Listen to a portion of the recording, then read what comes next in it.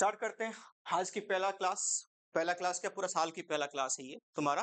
कहाँ स्टार्ट हो रही है? हमारे इकोनॉमिक्स। ठीक है जी। चैप्टर पहला क्या है तुम्हारा? Circular flow of income. Actually ये यूनिट 1 की पहला चैप्टर है।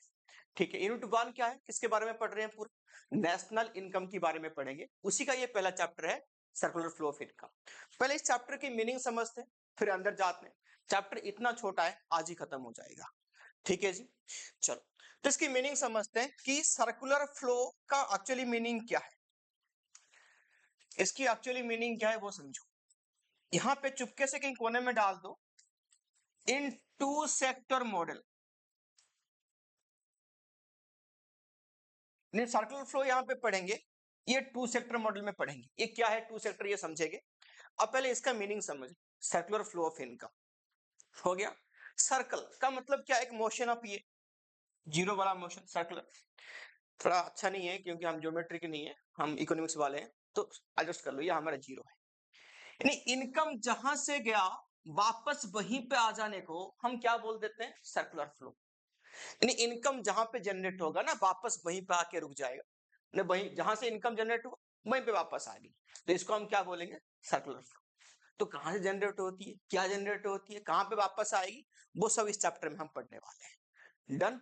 ठीक है, पहले इस समझ लो। यहाँ पे मैंने पहले बात करते हैं, आ जाओ यहाँ पे टू सेक्टर के बारे में। सेक्टर के बारे में क्या है लिखो, यहाँ पे हेडिंग डाल दो, सेक्टर्स ऑफ इकोनॉमी। डिवाइड करो चार पार्ट में, सेक्टर के इकोनॉमी को चार पार्ट में डिवाइड करो।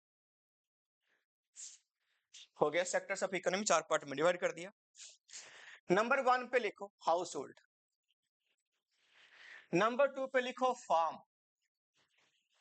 नंबर 3 पे लिखो गवर्नमेंट, एंड नंबर 4 पे यहां पे लिख दो क्या? Foreign sector. फॉरेन सेक्टर हो गया। चार पार्ट में डिवाइड कर दिया हमने पूरा सेक्टर ऑफ इकोनॉमी को। क्या क्या हो गया? हाउस होल्ड, फार्म, यहाँ पे गवर्नमेंट, और यहाँ पे फॉरेन सेक्टर। हो गया। अब बात करते हैं हाउस होल्ड। हाउस होल्ड हमेशा कौन सी काम को करता है? House hold always choose for consumption. क्या करता है यहाँ पे? सी फॉर कंजप्शन। ठीक है, डिमांड करता है हमेशा, मुझे ये चाहिए। वो सुबह से, आज तुमने सुबह उठा, सबसे पहले ब्रश करा होगा, तुमने किस चीज की डिमांड करी? ब्रश में लगा हुआ टूथपेस्ट पेस्ट, फिर यहाँ पे ब्रश करना शुरू कर दिया। फिर उसके बाद क्या करा? ब्रेकफास्ट की तुमने डिमांड करी। फिर ब्रेकफास्ट के बाद फिर सो गए क्योंकि छुट्टी था। फिर लंच की डिमांड करी। फिर लंच के बाद फिर और सो गए, अच्छा मैसेज आया ट्यूशन है स्टार्ट है आज से। फिर ठीक है चलेंगे 5 बजे, फिर सो गए, फिर गप्पे मारे, फिर ये करे, फिर फोन चलाए। जो भी सारे काम तुमने अभी तक किया, they all are demand. Demand करा, कुछ ना कुछ उसके लिए चाहिए था। तो यहाँ पे हाउस होल्ड हमेशा क्या करा? कंजप्शन करती है, डिमांड बोलते हैं उसको। फार्म क्या करेगी? फार्म करेगी इन्वेस्टमेंट, हम जिसको क्या बोलते हैं? प्रोडक्शन। फार्म क्या करेगी? इन्वेस्टमेंट, यानी गुड्स को प्रोड्यूस करने में हेल्प करेगी फार्म। हेल्प क्या करेगी? करेगी। उसके बाद गवर्नमेंट ये दोनों काम को करता है। क्या करती है? कंजप्शन प्लस इन्वेस्टमेंट, यानी इसकी ऑलरेडी कंजप्शन इन्वेस्टमेंट नाम यहाँ पे पड़ गया, तो इसलिए इसके नाम पे डाल दो जी के नाम से, गवर्नमेंट। हो गया। लास्ट में क्या आएगा? Foreign sector. फॉरेन सेक्टर में हमारा क्या होती है? एक्सपोर्ट और इंपोर्ट होती है, दोनों का सिंबल देख लो। एक्सपोर्ट का एक्स, एम का इंपोर्ट, एक्स माइनस एम, यानी हम नेट एक्सपोर्ट की बात करते हैं, बट तुम लिखो एक्सपोर्ट इंपोर्ट कहां पे होती है? फॉरेन सेक्टर में।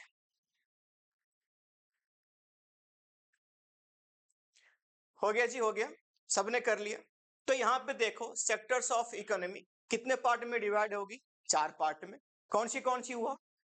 हाउस होल्ड, फार्म, गवर्नमेंट, और यहाँ पे फॉरेन सेक्टर में आ गए।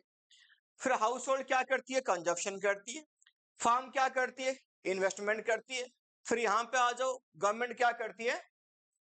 और यहाँ पे फॉरेन क्या करती है? Export import. तुम्हारी किस्मत बहुत अच्छा है, तुम छोटे बच्चे हो, 12th में पढ़ते हो, इसलिए ये वाला सेक्टर हम यहां से यहां तक बस पढ़ते हैं, ये दोनों नहीं पढ़ते। ठीक है, ये हम टू सेक्टर इकोनॉमी पढ़ते हैं। जो टोटल तुम्हारा मैक्रो इकोनॉमिक से किसके ऊपर डिपेंड है? टू सेक्टर इकोनॉमी, यानी हाउस होल्ड और फार्म। ठीक है, इसको हम और कौन सी इकोनॉमी बोलते हैं? याद रखना, टू सेक्टर इकोनॉमी, या उसको बोलेंगे हम क्लोज इकोनॉमी। क्या बोलेंगे? क्लोज, अप टू गवर्नमेंट तक हम बोलते हैं क्लोज इकोनॉमी, यानी क्लोज इकोनॉमी 3 सेक्टर इकोनॉमी तक होता है। 3 सेक्टर तक कौन सी इकोनॉमी होता है? Close economy. जैसे फॉरेन सेक्टर इस इकोनॉमी में ऐड हो जाता है तो उसको हम क्या बोलते हैं? Open economy. क्या बोलते हैं उसको? ओपन। यानी ओपन कैसे? बाउंड्री खुला हो गया, एक्सपोर्ट इंपोर्ट कर सकते हो, तो कौन सी इकोनॉमी आएगा? Open economy. ठीक है जी। तो अप टू कहां तक है क्लोज इकोनॉमी? गवर्नमेंट तक। 3 सेक्टर इकोनॉमी तक कौन सी इकोनॉमी है? Close economy. और बाहर छोड़ दो तो कौन सी इकोनॉमी आएगा? ओपन इकोनॉमी, अगर चार को चार सेक्टर मिल जाए तो। बट हम कौन से सेक्टर के बारे में अभी पढ़ रहे हैं? 2 सेक्टर। 2 सेक्टर में कौन कौन रहेगा? Household and firm. ठीक है, तो तुम्हें सेक्टर समझ में आ गए। अब बात करते हैं, लिख लिया सबने? सबने लिख लिया? अब लिखो।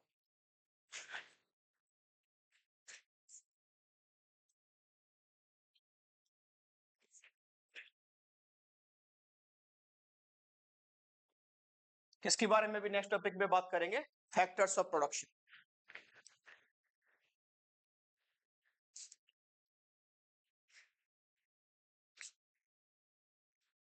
किसके बारे में बात हो रही है? फैक्टर्स ऑफ प्रोडक्शन के बारे में बात हो रही है। ठीक है, तो फैक्टर्स ऑफ प्रोडक्शन ये है क्या चीज? यानी अभी हमने 2 सेक्टर के बारे में बात करा। कौन सी? एक यहाँ पे बात करा हाउस होल्ड, और एक के बारे में बात करा, किसका नाम है? फार्म। तो फार्म में क्या होती है? इन्वेस्टमेंट होती है, यहाँ पे प्रोडक्शन होती है। और हाउस होल्ड क्या करती है? कंजम्पशन एंड डिमांड करती है। ये हमने पढ़ा। तो हमारा यहाँ पे इनके बीच में अभी बातचीत चलेगी, हाउस होल्ड एंड फार्म के बीच। ठीक है, क्या बातचीत करेंगे? क्या है फैक्टर्स ऑफ प्रोडक्शन, क्या है समझते हैं।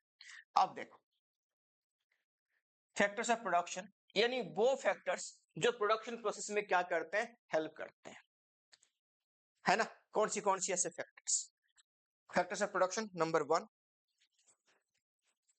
लैंड, नंबर 2 लेबर, नंबर 3 हाँ जी कैपिटल, नंबर 4 इसको एंटरप्रेन्योर बोल लो, एंटरप्राइज बोल।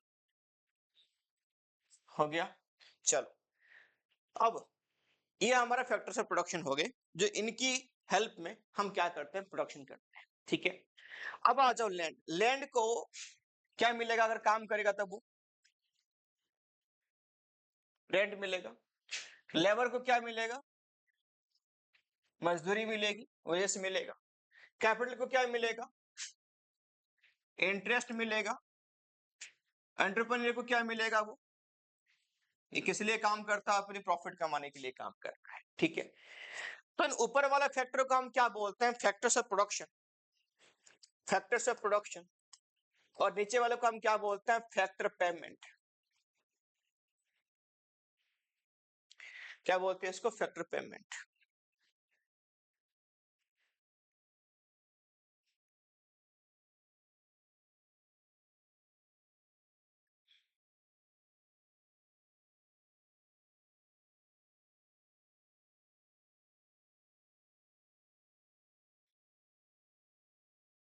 हो गया फैक्टर्स ऑफ प्रोडक्शन, इसको हम क्या बोलेंगे? Factor payment. डन, हो गया सबका? चलो,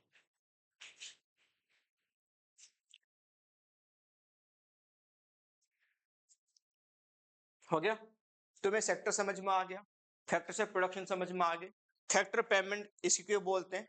एक सेकंड, ये सेकंड वाला फेज है ना, ये वाला, ये जो चीज है, इन चारों को हम क्या बोलते हैं? ध्यान देना, इन चारों को हम फैक्टर पेमेंट कभी कभार बोलते हैं, कभी कभार इसको फैक्टर इनकम भी बोलेंगे। क्या बोलेंगे? ठीक है, क्या बोलेंगे? Factor income. क्या होती है वो factor income?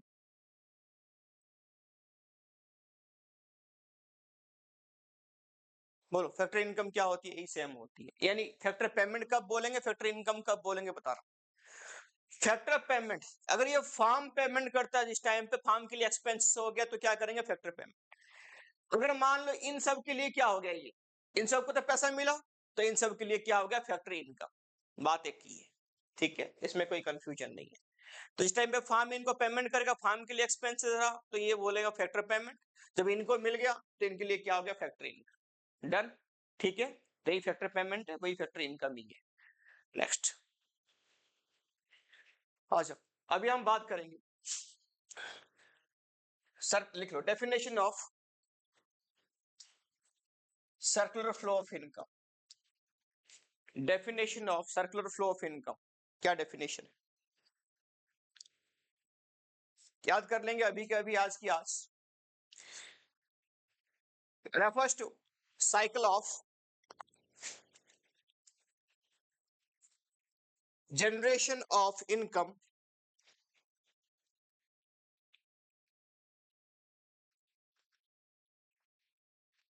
in the process of production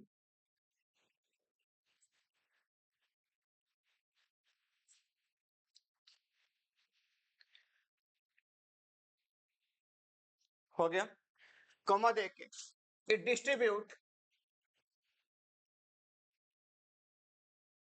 among the factors of production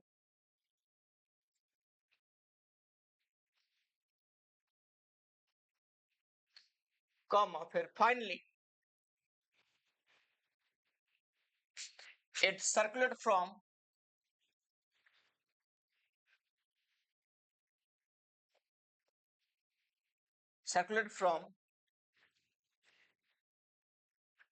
household to farm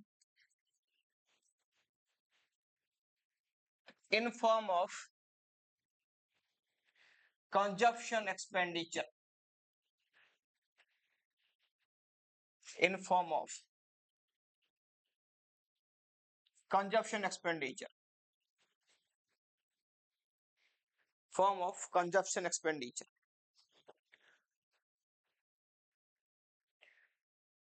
हो गया। अब यहाँ पे ध्यान दो, मैं तुम्हें इसमें 3 फेज है। पहले सोचो कि हमने पूरा डेफिनेशन में क्या पढ़ना है कि इनकम जहां से जनरेट हुआ वापस वहीं पे आ गया। इनकम कहां पे जनरेट हुआ? जनरेशन ऑफ इनकम इन कहां पे? प्रोडक्शन प्रोसेस में काम करके फैक्टर्स ऑफ प्रोडक्शन अपनी इनकम को जनरेट करा, ठीक है। वो इनकम फिर क्या हुआ? डिस्ट्रीब्यूट हो गया किसके बीच में? Among factors of production. And finally वही इनकम सर्कुलेट हो गया कहां से कहां से? From household to firm in form of consumption expenditure. In income कहां पे जनरेट हुआ था? फार्म में ही। वापस कहां पे आ गया? फार्म के पास ही आ गया। ये डेफिनेशन है। चलो मेरे साथ ऐसे ऐसे ही याद कर लो, रुक जाओ। अपनी डेफिनेशन तुमने एक बार पढ़ लिया, अब सुनो बड़ा ध्यान से। इनकम जनरेट कहां पे हुई? कैसे हुई? प्रोडक्शन प्रोसेस के थ्रू जनरेट हुआ, हो गया। सेकंड में क्या हुआ? वो डिस्ट्रीब्यूट हो गया किसके बीच में? फैक्टर्स ऑफ प्रोडक्शन के बीच में। कुछ तू ले तू ले तू ले, तू रेंट ले, तू वेजेस ले, तू प्रॉफिट ले, ये ले इंटरेस्ट ले, ऐसे ऐसे डिस्ट्रीब्यूट हो गया। फिर उसके बाद फिर क्या हुआ? फाइनली फिर सर्कुलेट हो गया कहां से कहां? Household to firm in form of consumption expenditure. ये कैसे हुआ ये समझो, ठीक है। ये डेफिनेशन था। अब पहला फेज में यहां पे क्या हुआ? ये जनरेशन फेज। फिर दूसरा फेज ये तुम्हारा कौन सी फेज? Distribution phase. तीसरा फेज ये कौन सा फेज? Disposition phase. डिस्पोजिशन का मतलब क्या है? एक्सपेंडिचर, खर्चा हो गया। मैं यहां पे तुम्हें दिखा रहा हूं, अपनी कॉपी में भी बना लो। जनरेशन यहाँ पे इनकम हुआ, जनरेट होकर यहाँ पे डिस्ट्रीब्यूशन हुआ, किसको क्या मिला? ये कौन सी फॉर्म में मिला? लिखो यहाँ पे वही सेम। लैंड को क्या मिला? रेंट। लेबर को क्या मिला? वेजेस। फिर कैपिटल को क्या मिला? इंटरेस्ट। एंटरप्रेन्योर को क्या मिला? प्रॉफिट। ये डिस्ट्रीब्यूशन हो गया। डिस्ट्रीब्यूशन हो गया यहाँ पे आगे लास्ट में क्या होगा? फिर डिस्पोजिशन होगी इन form of consumption expenditure. In form of क्या लिखा? Consumption expenditure. 3 फेज है, generation phase, distribution phase, disposition phase, खर्चा वाला फेज, जिसको हम बोलते हैं कंजप्शन एक्सपेंडिचर।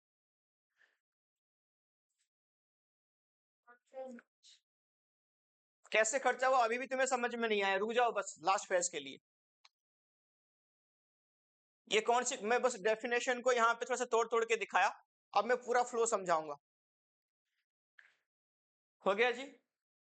ऐसे नहीं बनाना था, ऐसे बनाना था। तेरा फ्लो टूट गया बीच में, थोड़ा सा इसको नीचे करना था ना इसमें, यहाँ पे। हो गया जी? अब बढ़िया से ग्राफ बनाओ। हो गया? अब पूरा सर्कुलर फ्लो समझते हैं। हो गया जी? हो गया। सर्कुलर फ्लो की ग्राफ यहाँ पे लिखो हाउस होल्ड, बॉक्स के अंदर इसको कैद कर लो। यहां पे लिखो फार्म,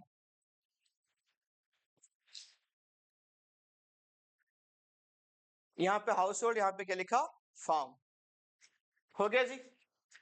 पहले अभी देखो, यानी फार्म को, फार्म का काम क्या है भाई, प्रोडक्शन करके सामान देगा। बट अकेला अकेला फार्म प्रोडक्शन कर लेगा क्या, उसको फैक्टर्स ऑफ प्रोडक्शन की नीड है, चाहिए उसको फैक्टर ऑफ प्रोडक्शन। क्या क्या है वो, land, labour, capital and entrepreneur. अब बात करते हैं लैंड, जमीन। फार्म के पास कहां से आएगा, ये हाउस होल्ड का ही जमीन है जो सरकार लेके फार्म को देगा, या फार्म खुद अपने पैसे खर्चा करके खरीदेगा। तो हाउस होल्ड कहां से मिला, सॉरी लैंड कहां से मिला, हाउस होल्ड से ही मिला। ठीक है। अब दूसरा क्या है तुम्हारा, लेबर। लेबर काम करने वाले हम तुम जैसे, वो कहां मिलेगा, वो भी हाउस होल्ड में, फार्म में बेचते हैं। तुम कहां से, फार्म से निकल के आया हरामखोर। हो गया, कहां से निकल के आया तू, अबे घर से आया, हाउस होल्ड। कहां से आया, हाउस होल्ड, फार्म से मिला। चूजा है तो फार्म में निकल। चला आगे देख। अब लैंड हो गया, लेबर हो गया, कैपिटल। कैपिटल क्या होता है, जो हम हाउस होल्ड में सेविंग करते हैं, वो तुम्हारे लिए क्या है, इन्वेस्टमेंट है। किसके लिए इन्वेस्टमेंट, फार्म के लिए। हम अगर बैंक में पैसा जाके रखेंगे नहीं, तो बैंक लोन कहां से क्रेडिट करेगा, और कहां किसको देगा, तो हमारा ही पैसा है वो। और जो एंटरप्रेन्योर चलाने वाला, सब कुछ करने वाला, वो भी कहां से आएगा, सब कुछ तो हाउस होल्ड से मिला। तो यानी हाउस होल्ड फार्म को क्या क्या प्रोवाइड करा, फैक्टर्स, फैक्टर ऑफ सर्विस, हाँ क्या लिखा, फैक्टर ऑफ प्रोडक्शन। यानी वो क्या करेंगे जाके, फैक्टर सर्विसेज। ठीक है, इन form of land, labour, capital and enterprise. हो गया। तो ये कौन किसको प्रोवाइड करा, हाउस होल्ड प्रोवाइड करा, फार्म। डन, हो गया। बदले में ये फार्म हाउस होल्ड को क्या देगा, लैंड को क्या मिलेगा, लेबर को क्या मिलेगा, कैपिटल को क्या मिलेगा, एंटरप्रेन्योर को क्या मिलेगा, प्रॉफिट। यानी फैक्टर, फैक्टर पेमेंट, क्या मिलेगा, फैक्टर पेमेंट। हो गया, फैक्टर पेमेंट मिलेगा। डन, हो गया रे, हो गया, फैक्टर पेमेंट।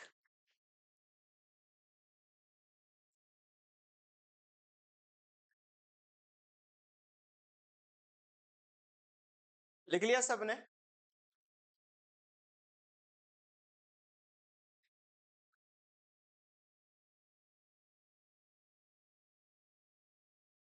तो हाउस होल्ड ने फार्म को क्या प्रोवाइड करा, फार्म ने हाउस होल्ड को क्या प्रोवाइड करा। अब आगे आ जाओ, यानी ये कौन सी फॉर्म में प्रोवाइड करा होगा, मनी के फॉर्म में प्रोवाइड करा होगा। ठीक है।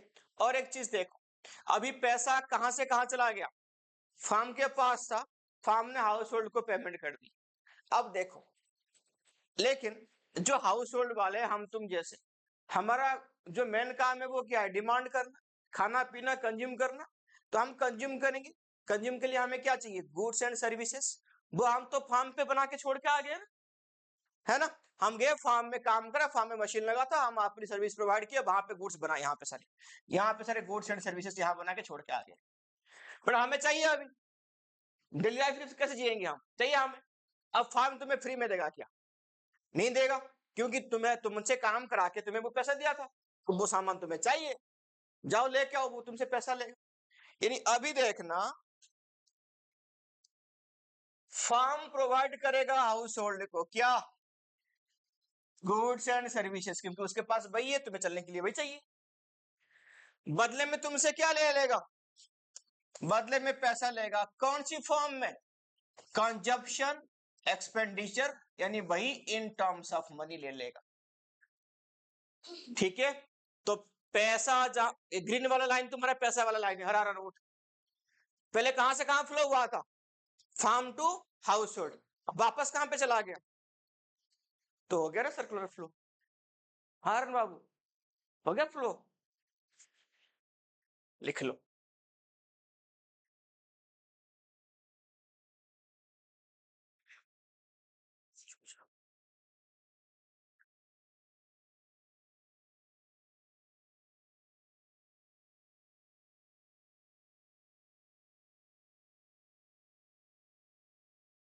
तो सर्कुलर फ्लो समझ में आ गया कि पैसा कहां से जनरेट हुआ था और वापस वहीं पे आ गया। इसको हमने क्या बोला, सर्कुलर फ्लो ऑफ इनकम। ठीक है जी। तो पैसा फ्लो हुआ था, ध्यान रखना। पहले अगर मान लो हमारे पास ये मॉनेटरी सिस्टम नहीं होता, बीच में मीडियम ऑफ एक्सचेंज पैसा होता है नहीं, इन ग्रीन वाले लाइन को भूल जाओ, तो तुम्हें कौन सी फ्लो नजर आएगा? यानी हमने वहां पे जाके काम करा, आप काली काली लाइन को ध्यान दो, हमने जहां वहां पे जाके काम किया उसको बोलते हैं हम फैक्टर सर्विसेज बोलते हैं, बदले में हमें क्या मिला, गुड्स एंड सर्विसेज। यानी पूरा जो फ्लो हुआ ग्रीन लाइन को छोड़ के वो flow of goods and services, इसको हम बोलते हैं काली वाली लाइन वाला फ्लो को हम बोलेंगे यहाँ पे, या क्या बोलेंगे, flow of goods and services in real flow. क्या बोलेंगे, रियल फ्लो। हो गया। अब काली वाली लाइन भूल जाओ, ग्रीन वाली लाइन पे आ जाओ। ग्रीन वाली लाइन में क्या आ जाएगा, खाली मनी फ्लो, क्योंकि पैसा यहां जा रहा है फिर वापस पैसा यहां जा रहा है, तो ग्रीन वाली लाइन को हम क्या बोलेंगे, money flow.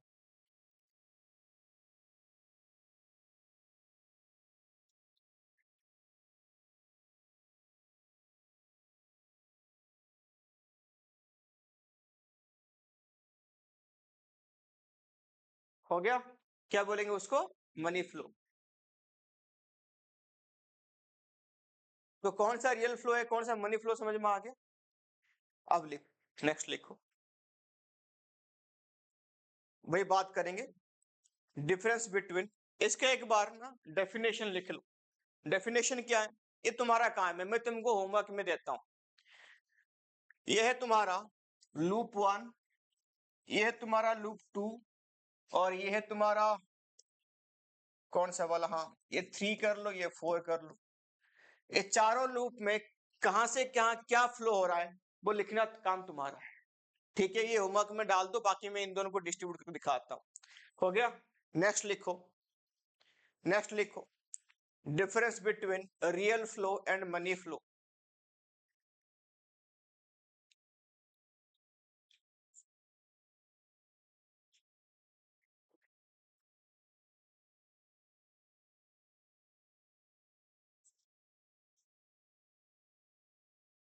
Difference between real flow and क्या लिखा, मनी फ्लो। हो गया। लिखो, रियल फ्लो मनी फ्लो क्या है।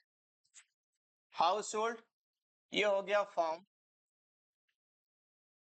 हाउस होल्ड ने फार्म को क्या प्रोवाइड किया, बदले में फार्म ने हाउस होल्ड को क्या दिया, ये हमारे रियल फ्लो में आएगा। रियल फ्लो, हाउस होल्ड ने फार्म को दिया फैक्टर्ड सर्विसेज, बदले में हाउस फार्म ने हाउस होल्ड को दिया गुड्स एंड सर्विसेज, ये तुम्हारा रियल फ्लो है।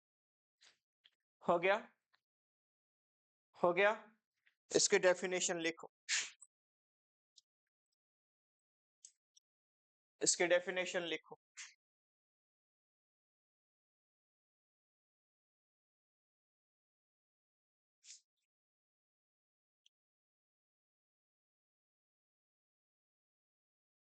हो गया। इसके डेफिनेशन लिखो फटाफट से, चलो डेफिनेशन लिखो। फ्लो ऑफ, इसको देख के, फ्लो ऑफ फैक्टर सर्विसेज, इसकी डेफिनेशन यहां पे number 1, flow of factor services from household to farm,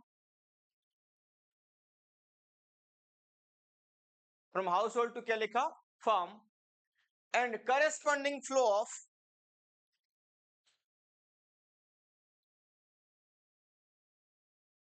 goods and services from firm to house hold.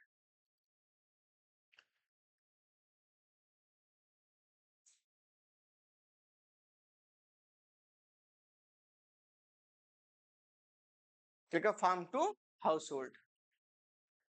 हो गया, डन। चलो, अब इसको क्या बोलते हैं, it is otherwise known as physical flow. क्या बोलते हैं उसको, फिजिकल फ्लो बोलते हैं रियल फ्लो को। हो गया। Number 2, only flow of goods and services. Number 3,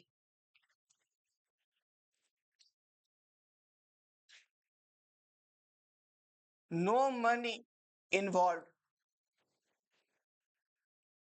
यहां पे मनी इन्वॉल्व तो है ही ना, नो मनी इन्वॉल्व। क्या क्या बोलते हैं इसको? फिजिकल फ्लो बोलते हैं। ओनली कौन सी फ्लो? यहाँ पे flow of goods and services. यहाँ पे मनी फ्लो नहीं है, इन्वॉल्व नहीं है। Done done. चल अब आ जाओ मनी फ्लो में, मनी फ्लो में आ जाओ। यहाँ पे लिखो हाउस होल्ड और यहाँ पे लिखो फार्म। हाउस होल्ड फार्म को क्या देगा? ये उसको देगा कंजप्शन एक्सपेंडिचर, और फार्म हाउस होल्ड को क्या देगा? Factor payment. अभी हमने पढ़ा, ठीक है। ये इसको क्या देगा? कंजप्शन एक्सपेंडिचर, बदले में क्या लेगा? Factor payment. तो एरो मार्क सही से खींच लो।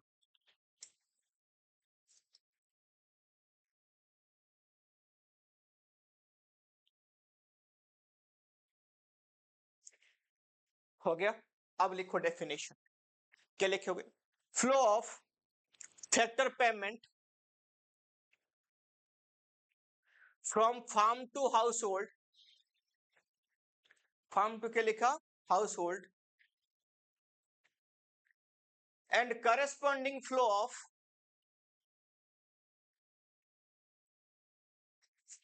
Corresponding flow of consumption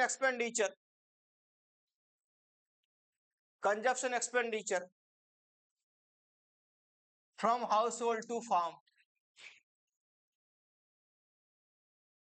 from क्या लिखा? Household to firm. हो गया। अब नंबर 1, इसको क्या बोलते हैं? क्या बोलते हैं इसको? Nominal flow. Only flow of money. Third में लिखो no goods and services involve.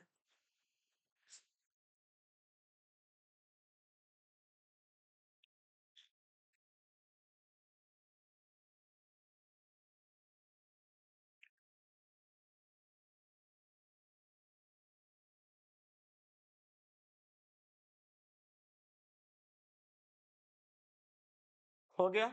सबकी नोट कंप्लीट हो गई। अब हम बात करते हैं नेक्स्ट टॉपिक की। लिखो stock and flow concept.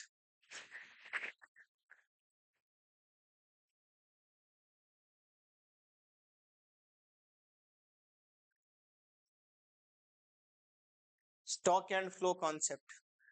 Stock and flow बहुत इंपॉर्टेंट है, हर साल एग्जाम में आता है, तो उसको ध्यान से समझना। तुम्हारे बुक में एक वाहियात से एग्जाम्पल है, वो पानी टांकी खोल दिया फ्लो, वो बेकार सी है चीज, उसको मत पढ़ना, वो कोई काम का नहीं है। हेडिंग डाल दो stock and flow concept.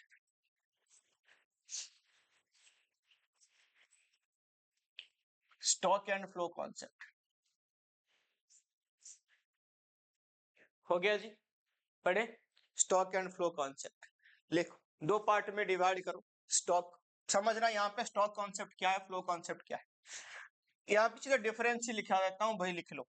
Basis, stock and flow.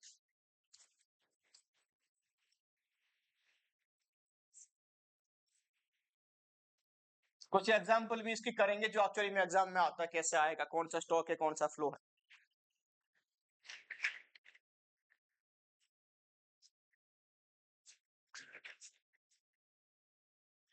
To sector economy को पता है हम क्या बोल देते हैं?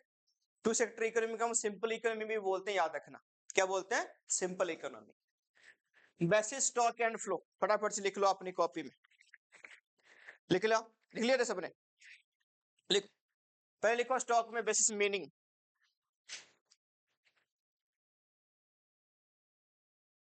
मीनिंग और मीन्स में बहुत डिफरेंस है, याद रखना, बहुत टाइम पे पूछेगा। अभी तुम 12th में आ गए, बड़े बच्चे हो गए, थोड़ा हल्की फुल्की। अब देखना, मीनिंग का मतलब डेफिनेशन एक बार को हो सकती है, बट मीन्स का मतलब डेफिनेशन नहीं, मीन्स का मतलब एम। इसकी ऑब्जेक्टिव क्या है, क्या एम है इसका, ठीक है, ध्यान देना, क्या ऑब्जेक्टिव है वो इसका एम है, ध्यान दे। अब आगे लिखो, लिखो यहाँ पे मीनिंग, मीनिंग लिखो। ये जो मेजर होता है ना स्टॉक एट, ये मैं शॉर्ट, बिल्कुल शॉर्ट में लिखा रहा हूं क्योंकि ये की पॉइंट तो मैं याद रखने में आसानी होगी, बट तुम पूरा लाइन लिखनी। मीनिंग लिखो, measure at a particular point of time.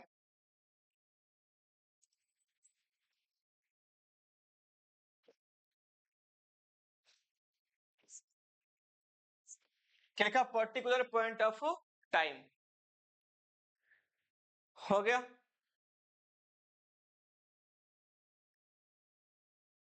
और यहां पे लिखो फ्लो में over a period of time, ये इसका मीनिंग। अंडरलाइन कर दो यहां पे पर्टिकुलर पॉइंट के नीचे, और यहां पे अंडरलाइन करो ओवर के नीचे,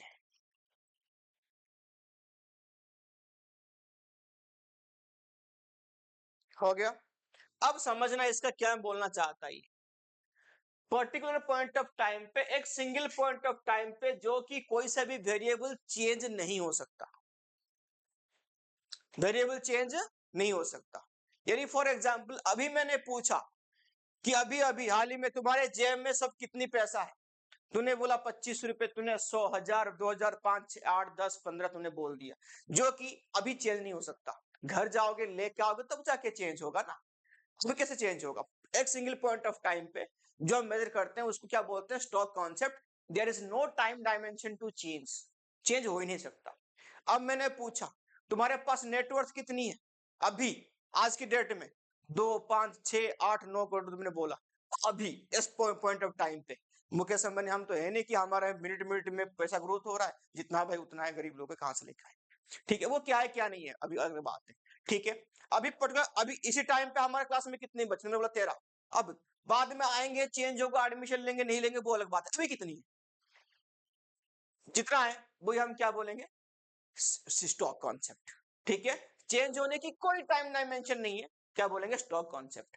और जहां पे टाइम डायमेंशन है, बोला कि over a period of time, 1 घंटे में कितना, 2 घंटे में कितना, 1 साल में कितना, 1 वीक में कितना, 1 महीने में कितना, 6 महीने में, जहां पे टाइम डायमेंशन आ गई तो उसको क्या बोलेंगे, फ्लो कॉन्सेप्ट। डन। नेक्स्ट लिखो भाई टाइम डायमेंशन, टाइम डायमेंशन यहां पे लिखो नो टाइम डायमेंशन, यहां पे नहीं है। और यहां पे लिखो हैव टाइम डायमेंशन, यहाँ पे टाइम डायमेंशन है चेंज होने को, सॉरी यहाँ पे है और यहाँ पे नहीं है।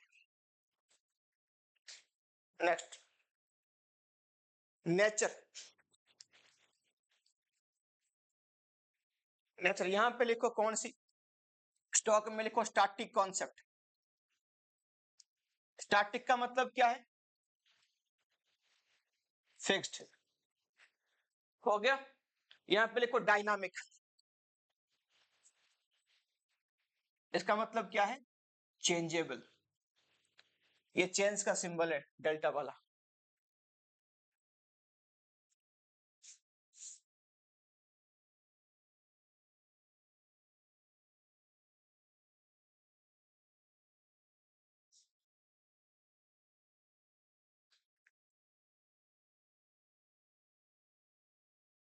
हो गया जी, हो गया।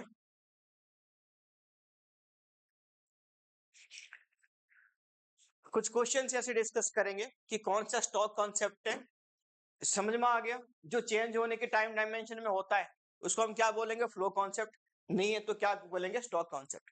मैं कुछ वर्ड यहाँ पे लिखता हूँ, बहुत जरूरी है, एग्जाम में पूछेगा कि कौन सा स्टॉक है कौन सा फ्लो है, लिखते जाओ।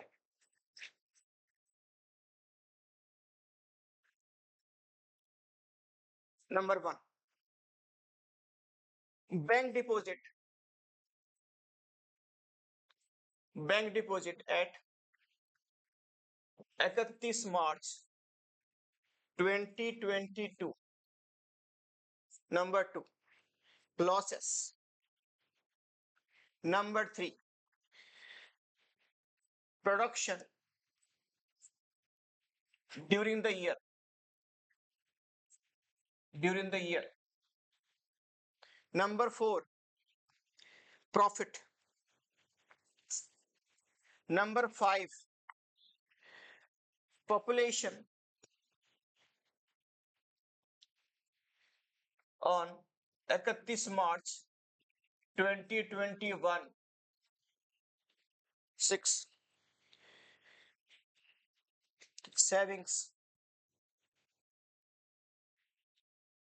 Number 7, national income.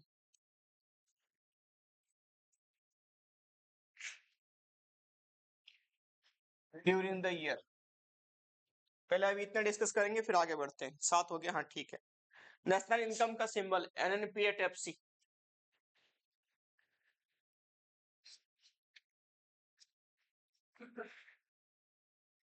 हो गया भाई, हो गया।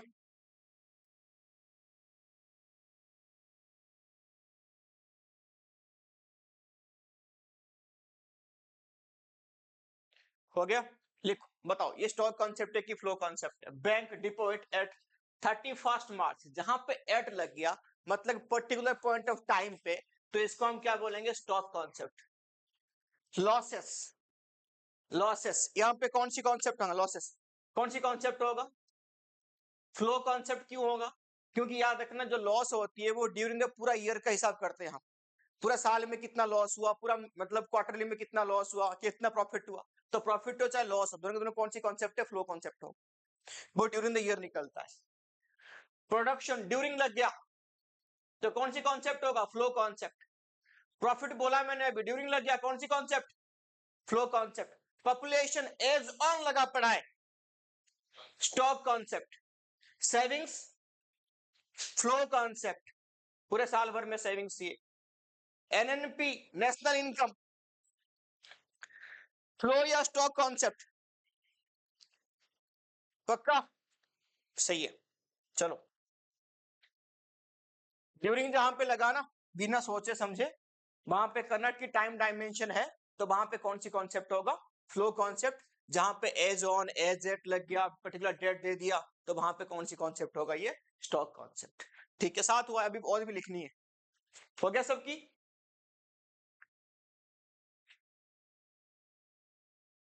सबका हो गया, आगे बढ़े। नेक्स्ट 8 पे लिखो, क्या गया हमारा डे? नेशनल इनकम गया, फिर वो कैपिटल।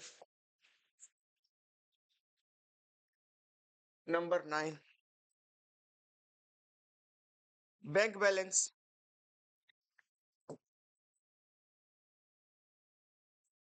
खाली लिखा है bank balance. Number 10, production. 11, wealth.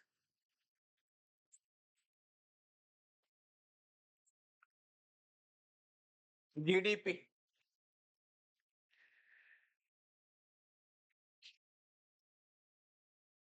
बस बोलते जाओ कौन सी कॉन्सेप्ट है।